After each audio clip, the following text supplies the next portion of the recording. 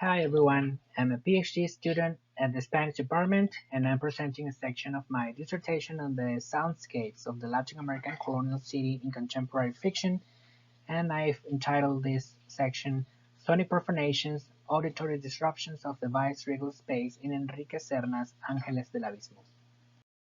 The objective of this project is to analyze how the sounds of 17th century Mexico City are recreated in Enrique Serna's novel in order to explore the relationships between the subject and colonial power that take place in the historical and fictional space of the novel. With my study, I intend to generate new understandings about Latin American historical fictions, conceived as metafictional reflections on the cracks of history and the discontinuities of modernity in Latin America. Also, I hope to fill a gap in the criticism that has not paid sufficient attention to neither novels set in the 17th century nor to sounds as a literary phenomenon. The methodology of this research takes an interdisciplinary approach that combines analytical tools from literary studies, sound studies, and spatial studies. After an extensive examination of literature from these three fields and archival sources, I have classified the sounds evoked in the novel while dealing with the complexities of working with sounds through texts. I also consider the contributions of history and anthropology towards an understanding of the role of orality in the colonial context, in the definition of fundamental notions and oppositions between the human and the non-human, the harmonic and the dissonant, and so on. When analyzing the soundscapes of the novel, I integrate all this, starting from the idea that although literature appears to be a silent art form, the truth is that literary text can evoke sounds with very precise functions and meanings. In this way, I use the category of literary soundscapes to designate the way fiction incorporates sounds and listening practices to make them resonate in the mind's ear of the reader. In this novel, Mexican author Enrique Serra uses a 1650s inquisitorial trial as a pretext to create an intricate parody of a picaresque novel about the lives of several marginal characters, among them Crisanta, a mixed-race woman who pretends to be a saint for a living, and Tlacotzin, an Indian young man who experiences the conflict between the Mexica religion of his father and the Christianity inculcated by his mother. Mexico City, in Serna's novel, is a space in crisis,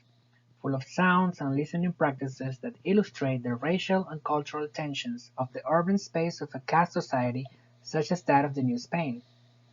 In that sense, this project is structured following the analysis of four types of urban sounds.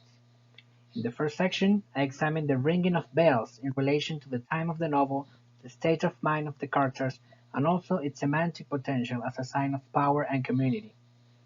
In discussing music, I explore its role in the novel as a vehicle of negotiation between body and power, and examine the implications of sacred music as a tool of indoctrination. In the third section, I analyze the disruptive nature of the cries and their ambiguous relationship with the social order of the viceregal space, and I finish with a reflection on certain noises that threaten the quietness of the sacred space in the city and consequently threaten the silence dictated by the colonial apparatus. To conclude, I argue that the colonial soundscape of Mexico City, recreated in Ángeles del Abismo,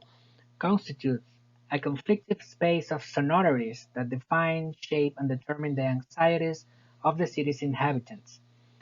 Amid all these overlapping and discordant sounds, I suggest that some sounds in Serna's novel, like the bells, point to highlight the religious and political control to which the inhabitants of the colonial Mexico City are subjected, especially the racial, social, and gender alterities that struggle to survive on the periphery of the viceregal space.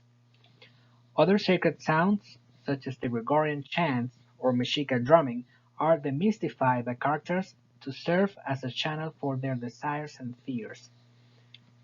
Finally, I state that the cries and noises in the novel function as an acoustic counterpoint to the colonial order by violating the silence of convents and churches.